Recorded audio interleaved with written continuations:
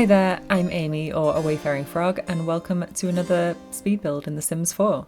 This one is actually going to be a shell challenge. You might have noticed that I didn't start by building the exterior walls that you can see on screen now, and it was actually one run by the Sims official Discord. It was a haunted castle shell, and I think it was by Juby Sims on the gallery, so you just had to download it, and the idea of a shell challenge is generally you don't sort of touch the exterior items that are already there. So there were a few platforms already in place, as well as all of the walls that you can see. So I just started by roofing this actual piece. The only thing is, for this particular shell challenge, the instructions on it said that you could move around the existing walls if you wanted to. I kind of felt like that defeated the purpose of a shell challenge personally, and I kind of like the challenge of having to try and keep the existing structure as it is. So I did go ahead and leave everything that it came downloaded with as it was, and I didn't touch any of that. So I just added to it and then added walls onto the interior. So it was a big challenge, to be honest. It was huge. I wasn't really fully aware of how big it was until I started trying to floor plan a bit later on, and it was a bit overwhelming, but I managed to figure it out. Because it's so big as well, it didn't really seem like a great house. I mean, someone could have it as a house if they wanted, but I ended up deciding to make it into more of a hotel. Sadly, we don't have hotels in The Sims 4, but because we've got the For Rent expansion pack now, you can sort of pretend that it's a hotel. So that's what I went ahead and did. And because it was called a haunted castle shell, I decided to pick Forgotten Hollow to build this in initially. So this is actually on the lot where Vlad's house is. So I just bulldozed that, and I don't know, maybe he could own it if he wanted to, and he could run the hotel in that sense. But I thought it would be a good lot to do it on, and this was actually around Halloween when the contest was running. So it was a while ago that I built this. Initially I was building it before the Life and Death pack came out, and then the deadline for the contest was like the 4th of November or something. So I finished off the interior, or most of the interior actually. I ended up using the Life and Death pack for, because I got a hold of that around that time. But anyway, that is to say, it is a bit late to be posting this because it's so Halloween inspired, but I thought I'd go ahead and post it anyway because it was quite a fun process, and I think a lot of the rooms are really fun. It was the second build that I ended up doing when I got hold of the Life and Death pack. The first one was just a little starter home that I put on the channel, but I was really excited to try out all of the new furniture, and it was fun to have a different kind of occult style in all of the rooms. So there ends up being 4 different rooms that the occults can stay in. Obviously normal Sims could stay in them too, but I did design them specifically for ones for a spellcaster, a vampire, a ghost, and then werewolves. Because werewolves come in packs though, generally, that one's less of... It's not the nicest looking room, I guess, and it's definitely more of a family room because I felt like the entire pack might want to come along, but due to werewolves being quite destructive, I tried to make it look as nice as possible, but I think it's kind of fun that it's a little bit more rundown than the other rooms. So that one I end up decorating last. I actually do the ground floor completely last, which is just the communal areas. But in the bedrooms, the werewolf one is the last one that I do up there. I did also have to end up speeding up the actual speed build part of this quite a lot. So I mentioned in my last video that I got feedback that it was a little bit too fast sometimes, so I did slow it down in that one, but I've had to speed it up again in this because it was going to be an hour long otherwise, and I'm not actually sure I could speak for an hour straight and it still be interesting. So I have sped it up a little bit. I hope that's not too much of a problem. It's still slightly slower than some of my other videos, so you'll have to let me know in the comments down below what you think of it, but hopefully it's tolerable to watch. So sorry about that. Anyway, we have now jumped onto the interior, and this is where I started the floor plan. It does change a little bit as I'm actually putting furniture in later on. So I went for just a kitchen dining room. There's a bit of a random room, which I end up just putting a statue in later and some knights in shining armor. And then there was also kind of a ballroom and living room on the other side. And then on the top floor, I end up separating out 3 different bedrooms initially, all with en suites. I do end up adding a fourth later on when I sort of decide on the whole theme of having it be an occult hotel, and then that's where I put the ghost room. But most of the towers in the build I end up making not useful, you can't access them. The same for the very top square piece. I couldn't work out how to get a ladder up to it and it looked nice with the entryway that I had, so I just didn't make it accessible. Some of your vampires, spellcasters, and even ghosts now can actually have a teleport ability, so if you wanted to use it, you could decorate it and then have them teleport up there. But otherwise, I just left it completely blank.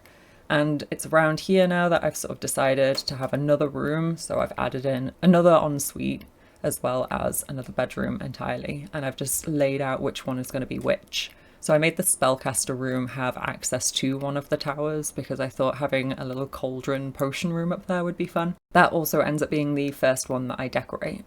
And then on the exterior, now that I've kind of planned out all of the rooms, I can finish adding windows. You can see that it's very castle inspired. I used a lot of the castle estate kit just because, again, the name of the shell challenge was the Haunted Castle Shell. So I was very inspired by that. I definitely went for the haunted style and the castle style. So that's why I picked a lot of those assets. I do end up changing a few things that I put on the outside later on when I get hold of the Life and Death expansion pack, but I don't think I show it on camera. It was mostly just a few benches and the swing set. I didn't actually use many of the build assets like the spandrels and things. I just left it with the castle estate kit. Because I was going for this much more run down look on the outside, the wallpapers in the castle estate kit was so perfect for it. I really love that they added some more kind of grimy swatches in, so it meant I could make it look really dark and weathered at the top and sort of go into a nice lighter colour as it gets further down. I assume that because the bottom floors are easier to clean, maybe they just look the nicest or something. But now onto landscaping. I ended up using Horse Ranch again. I've done a few builds in Forgotten Hollow now. There's one that I still have yet to post, which is actually me renovating the Vitor house. But you may have noticed a theme with the landscaping at this point if you've been watching those, because Horse Ranch just comes in perfectly each time. I think the colours of the items in Show Live Edit Objects are just perfect for Forgotten Hollow, and there's not really that much in Debug for the Vampires pack because, well, I guess there's just not a lot around in terms of landscaping in the actual world, so there just isn't a lot to choose from. And I like having a bit more lush greenery and some colour, so whilst I didn't want it to be bright green, since it doesn't tie into this world very well, I do really like these Horse Ranch ones. I think they suit super well, so I made sure to use those again and picked this kind of purpley colour, which I thought was a bit of fun. I actually had a surprising issue with my landscaping while I was playtesting, which honestly, I've had this happen before on a build years ago. I didn't even post this on YouTube, and it takes me so long to realise. And basically, near the kitchen area, I ended up putting some items of landscaping which didn't clip into the building, but the sort of the box where it shows how much space they take up did clip into the building. So it didn't look like anything was clipping if you just were looking at it. But it meant that my Sims couldn't use the refrigerator. I kept telling them to cook, to playtest the kitchen, and they just wouldn't get any food out. And it was driving me insane. I rearranged the entire kitchen off camera thinking, okay, well, there must be something seriously wrong. And they still couldn't use that corner no matter what I put in there, and it turned out one of the landscaping pieces that I got from Debug was just clipping on the inside without visibly clipping, if that makes sense. So always something to watch out for if you ever do landscape like this as well. I've had it with rocks before in a pond that I did where I had the house on top of a pond and the rock was kind of underneath, and it meant the Sims couldn't walk through an archway. So there was absolutely nothing in their way, but they just couldn't walk through, and it just drove me insane. But anyway, now I'm getting more used to being able to troubleshoot that since I've had it happen to me a few times. So you've got to watch where you put your landscaping sometimes. But now I have just cut out most of the landscaping. It was a bit tedious, and the way I do it is usually pick one piece, add it all around, and then go to the next piece and keep going and then shuffle some things around. So I did take most of that off camera, and all of the spaces are basically the same. The bright purple bits, or the very pinky purple items, they're actually from the Vampires debug. You can see them dotted around in the world, and they match the colour scheme that I was going with for the outside. So I did add those in, again, to try and tie it into the world a little bit more. I also picked up this sign item, which I think is from Cats and Dogs, and then the actual writing on top of it is from the dining pack. I forgot what it's called now, the restaurant pack, the one that doesn't work. And it doesn't actually snap to this sign that I added in. I did have to alt place that.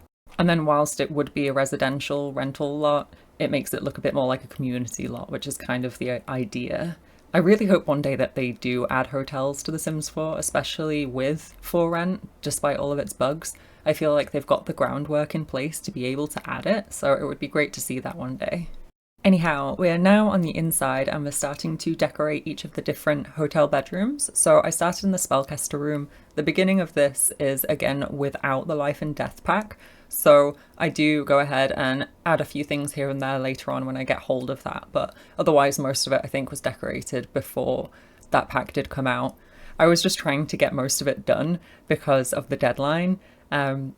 I think the prize for winning that contest was actually to get a copy of Life and Death, so I didn't necessarily need that since I bought it myself, but I just wanted to enter within the time slot. So most of the assets that I included in here are from the pack with the spellcasters, the Magic Realm pack. So the bed is from there, and I put it in this really nice purple swatch. I do end up changing the wallpaper, which is currently this purple one from Vampires. I end up going for one from Crystal Creations instead. I actually used that in the Goth House renovation recently for Cassandra's room, and I think it's such a nice purple. I really love that one, and I just felt like this purple Vampires version was just way too bright, so I did change that a bit later, so it becomes a bit more muted, but I think that's a good thing. And then up into this tower area where you can access it by a ladder is where I ended up putting a cauldron to make it a bit of a potion room. Just, I felt like that would be useful for the spellcasters. They also have their own little balcony space, and I added in another potion room later for that. It's not as decorated, it's literally just a cauldron there with a bench or something. So I don't even remember if I showed that on camera. But this is the main potion room, and I think it came out really cute. Again, I just brought in more of that purple colour scheme. I do also end up changing the wallpaper from the brick, or the stone that you can see from the Castle Estate kit, and bring in that Crystal Creations wallpaper later on. That actually reminds me as well, so I did upload this twice on the gallery. It's been uploaded for a while now, because I uploaded it for when the actual contest was due by, and it's up there twice because one of them is just as a normal residential lot and one of them is as a rental residential lot. And that's just because if you don't have For Rent, you can't actually, I don't know if you can even download the lots from the gallery, but you definitely can't place them if they're set as rental residentials, which I find really odd. So anyway, I went ahead and put a version on there twice. The only thing is that they're different prices, and that's because I did the rental one, or the normal residential one first, and then when I went to do the rental one and assigned all of the rooms, I assigned some of the balcony spaces as well, just because sometimes otherwise the Sims will just spawn in there if they think it's a communal space, and then they can't get out if it's not linked to their bedroom. So I wanted to make sure any spaces that were accessible only by specific bedrooms, they were assigned to that specific bedroom. But one of the balcony spaces just wasn't showing as an actual room in build mode, so it wouldn't let me assign it, so I had to fiddle around. And then because of that, I think something happened with the spandrels. They must have been a little bit glitched in the residential version, so it ended up getting cheaper in the rental residential version. So if you are wondering why they're different prices, that was why, and I just really couldn't be bothered to go back and change that for the other one that I'd already uploaded to the gallery. So you can check out the details in the description down below for the names of it and everything if you did want to download one of these lots. They are just on the Sims 4 gallery as usual under my EA ID, which is AWayfaringFrog. It's also under the hashtag AWayfaringFrog, so you can easily grab that there. But now I think we're nearing where I ended up coming back to the build after getting hold of the Life and Death pack. I've just finished decorating this little reading nook or it's kind of a reading nook, but I just put in one of the potion items from the Spellcaster pack, as well as a little chair for your Sims to read. And just decorating up some of the walls around here as well. I was a bit unsure on how to make my gallery wall for a while, but now is when I've got the Life and Death pack, so I added in a few more bookshelves which helped took up some more of the wall space. And then these tarot cards were so good for helping with this gallery wall. The main gallery item is from the Paranormal Stuff pack, and I really like that item. The only thing is, because it's kind of more like it would go up a set of stairs, like it's got a little diagonal section to it. If you want it on just a big wall, it's kind of difficult to fill it up sometimes, but I think those tarot card pictures helped really well. And now I'm just fiddling around with some wallpapers from the new pack before I settled on this one from Crystal Creations. I was really tempted to use that crow wallpaper for a while, but I do incorporate that into the ghost room instead.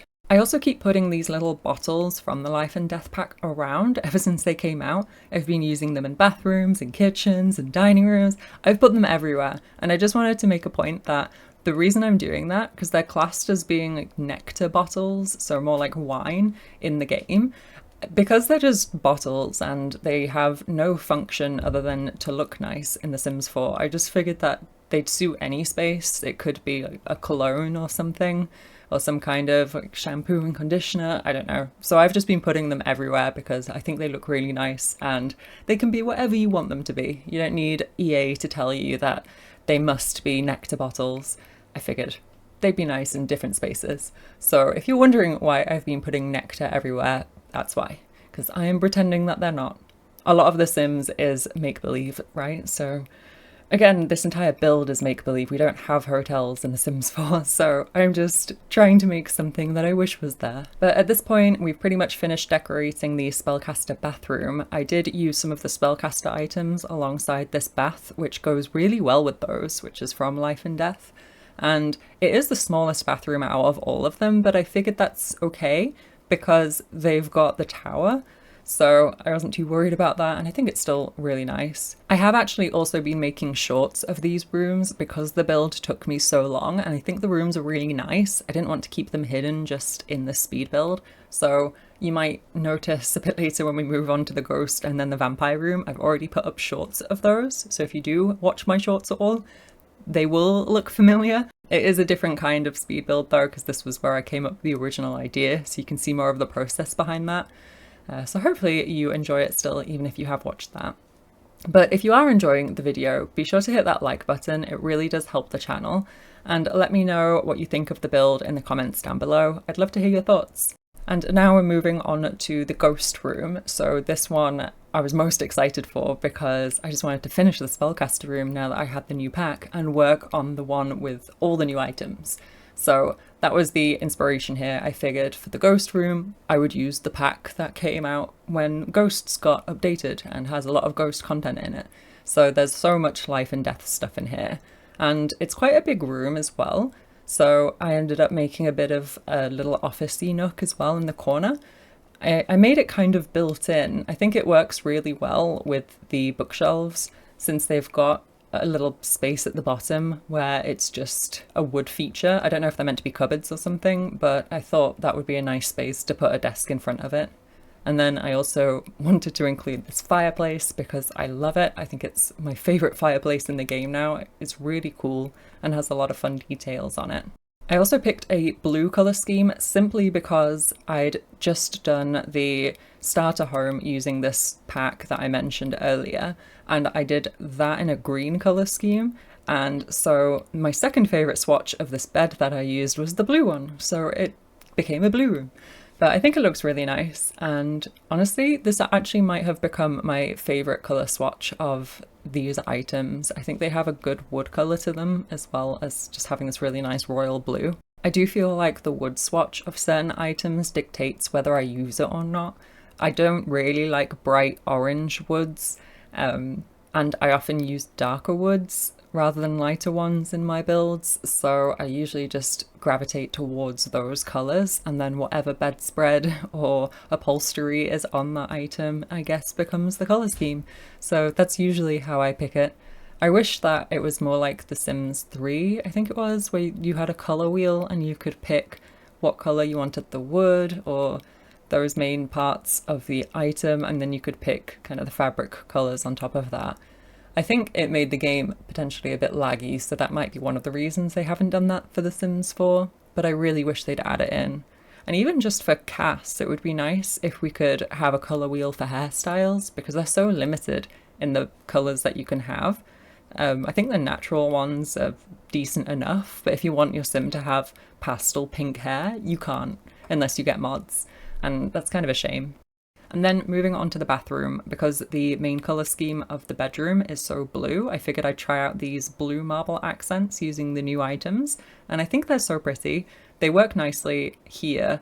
I did sort of trial the red swatch a bit later on in the vampire room, so when we go over there, I did change my mind. I think the red swatch is just so bright, and I feel like that with a couple of the other ones as well, maybe. So that's kind of a shame, but it was fun trying out some of these more unusual colour swatches. And I think this bathroom came out really nicely. I also brought in the crow wallpaper here, and to make it more cohesive with the Spellcaster bathroom and then each of the other ones too, I did try and keep similar accents, but bringing in some from the pack specific to that occult.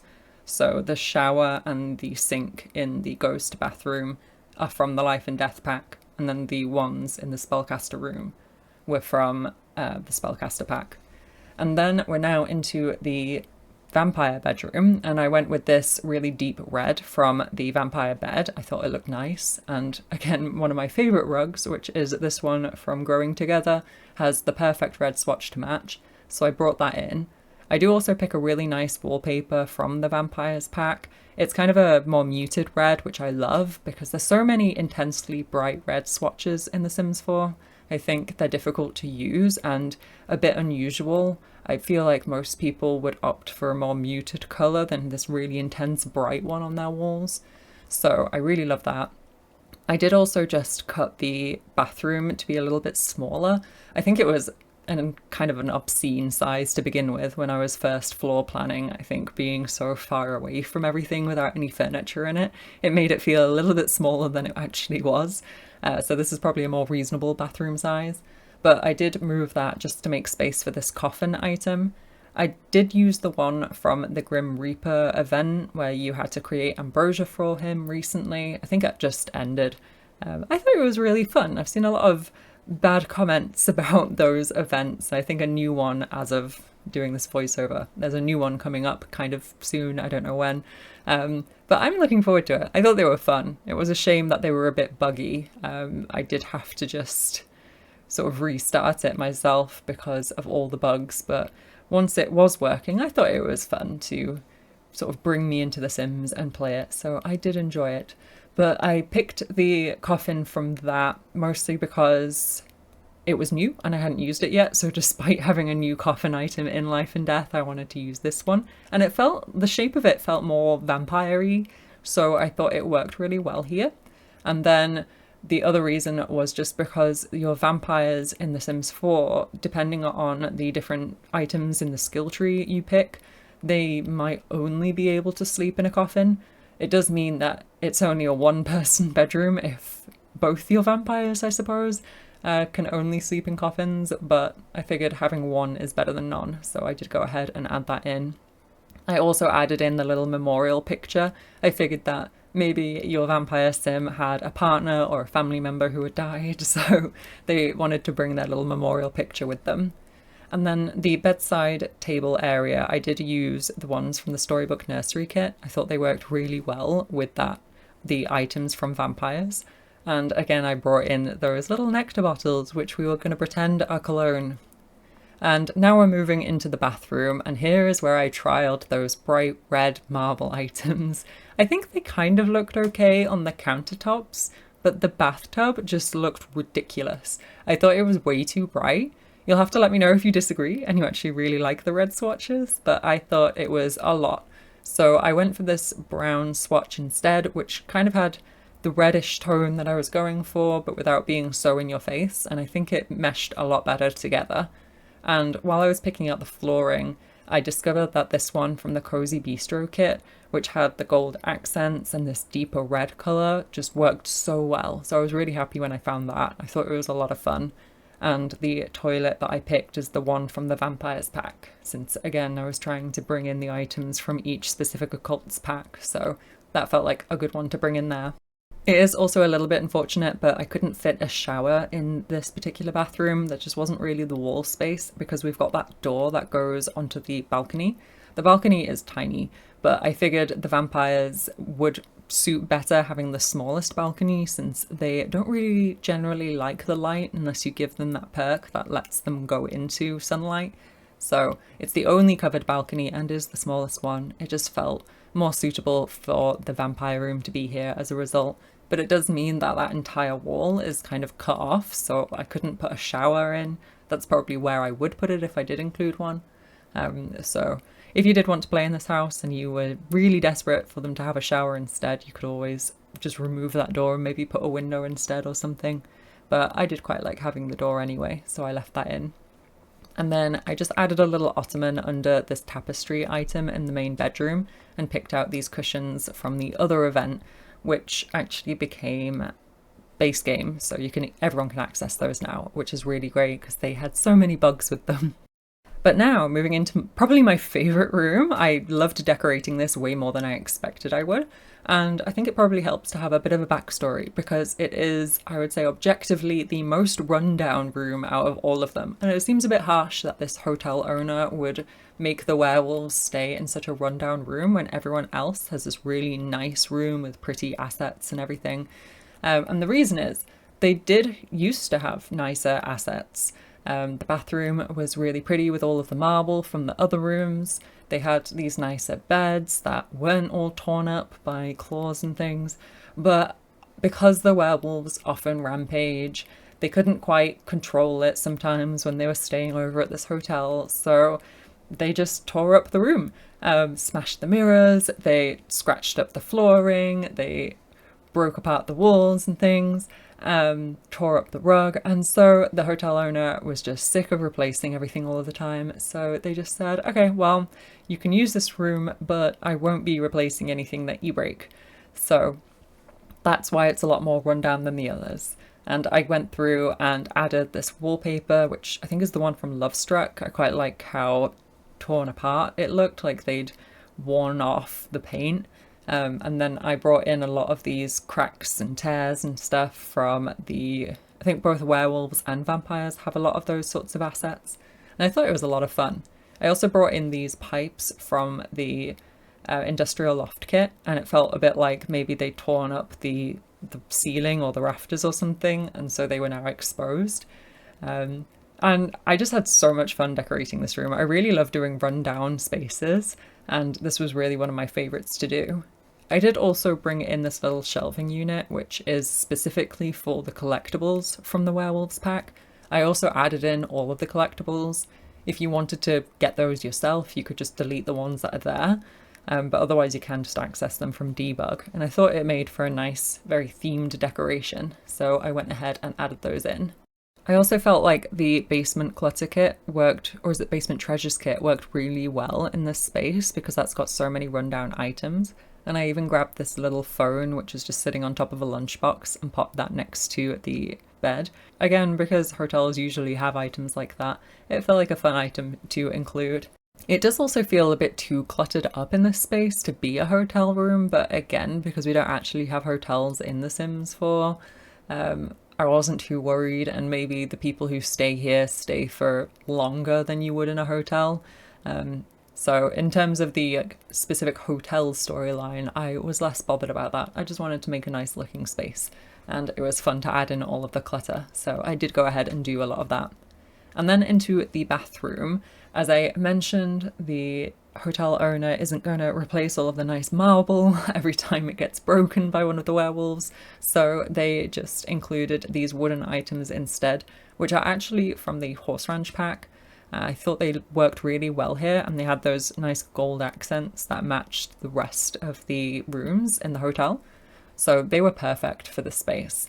And I don't really use them very often because I don't generally have a use for just a wooden bathtub, so it was fun to be able to incorporate them in here.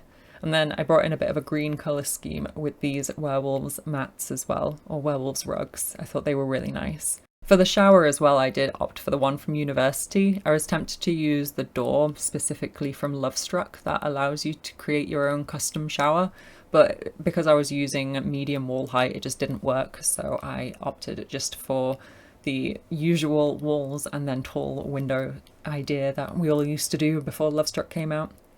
And now that marks the end of the specific rooms, and we're into the communal areas. So I did cut a few of these spaces out, but this little landing area I did include. So I just added in this bear rug, which is a fun woohoo spot for your Sims, as well as a little memorial display. And I included the Riviera Retreat fire pit outside on the balcony, just for a little bit of extra something for your Sims to do. I always like to try and include as many activities as possible in my builds, because otherwise I find gameplay can be really tedious and quite dull. So that was my aim there. But now jumping downstairs into the kitchen, as I mentioned, I did move around the shape of this quite a bit, so I did cut some of that off camera, but otherwise it's a fairly simple kitchen using the new assets. And that fridge in the corner with the taller cabinets, that is the one that they couldn't access because there was a piece of like a bush or something that had a huge hitbox that you couldn't see that was intersecting with it. So I did fix that. You can now access that fridge, and it does end up looking the same as you can see in this speed build. I didn't have to move the furniture in the end, just the landscaping outside. But I thought the kitchen was quite a bit of fun. I did include a few little items for them to use, so I think I added in a coffee maker or a teapot or something from For Rent. I also included another memorial display because, like I said, it was one of the first builds I did when Life and Death came out, so I was quite excited by that. I also added in this little fountain item where you can do like chocolate fountains and stuff, I think. I move it though to the dining area. I can't remember if I kept it in this room as well, but oh yeah, I seem to have taken it out. So that does end up being in the dining area rather than in here. And I just added a few plants into this corner instead. But now into the dining room, and I was a bit unsure on how to lay this out at first. I did kind of trial having several separate tables, a bit like you would find in an actual hotel, but in the end I settled on just the one, and everyone can pile in together and eat their food together. I did also add in a little bar area here. I've just turned it around so your Sims can still use it because they just need this side to be able to create their drinks and things. It just means they can't sit at it or something. So I went ahead and added that in, and then the fountain item ends up being at the top of the room in this kind of more octagonal section, and that I just used the other item from the My Wedding Stories pack so it can sit on top of there, and then you can just bring in food around on that table. So that's another bit of gameplay. And this is the random room that I mentioned, which just is a hallway really, but it's huge. So I wasn't sure what to do in here, and I cut most of the decorating of it out, but I ended up just putting some statues and a little seating area, as well as some of the knight statues. I did also decorate a bathroom which is connected to that, and I cut that out because it was very similar to the one upstairs in the ghost room. It was just a lot bigger, and I used black accents rather than making the blue marble throughout. So I did cut that out because, again, it was just already a really long build. So now we're into the living room, and of course I had to use all of the new items. I tried to make it a bit more light and airy in here, so I picked these more creamy swatches and brought in a bit of green and purple through the rug. I did also include a chess table, so there is something for your Sims to do in here. I don't think I've got one anywhere else in the build. There is a telescope upstairs. I did also pop that little frame item where your household will appear in that. It's kind of like a family portrait, and then you can lock it. So when you select the picture that you want, you can lock it in place, and it will stay as that specific picture. Otherwise it will update every time your sim ages up or when you add a new sim to the household. What I don't know is how it works with a rental residential, because I didn't playtest that part of it, but I'm wondering, would it show the house who you're actively playing with, or would it show everyone? I assume it won't show everyone, to be honest. I think that would be a bit much. So I'm not really sure how that works, but I suppose you could lock it with whatever Sims you wanted still, and then it doesn't matter who you're playing with because it will stay as whoever you locked it on. So you'll have to let me know in the comments down below if you do know, because I have not played with that aspect yet. But now we're into kind of the ballroom, party room that I added. Again, it's such a big space, I wasn't really certain what to do here. So I just included this grand piano. I got the one from the Wedding Stories pack just because I thought it was such a pretty one and was a bit more interesting to look at and more ornate than the base game one. I also included this dance floor from My Wedding Stories. I thought the colours worked really nicely and kind of broke up the flooring enough because there's so much of this wooden flooring around. And then I included another bar area in here. So it just felt, again, more like a party space where your Sims can have a drink and a nice little dance. I did also add in a stereo. It was just the gramophone, again, from the event that we had recently where we had to make ambrosia. I popped it next to the big plant by the piano. I didn't show it on camera just because I realised that I didn't have a stereo in that room when I was playtesting, so I just popped it on a little table. But now we are just decorating this little library area, and it's quite simple. It was more like a little office space for your Sims to be able to come and use a computer, which I thought would be more useful for gameplay. There's also a little games table in here, which I'll add from the Get Together pack, and it just seemed more like a skill building room. But now we are coming to the end of the speed build portion of this video, so if you did enjoy it, please be sure to hit that like button, it really does help. Subscribe if you haven't already, and enable notifications so you'll know when I next upload a video. And as I mentioned earlier in the video, the next one should be the Vitor house renovation, so hopefully you'll look forward to that. You can also download this build on the Sims 4 gallery just using my EA ID, AWayfaringFrog, and you can find the details of that down below.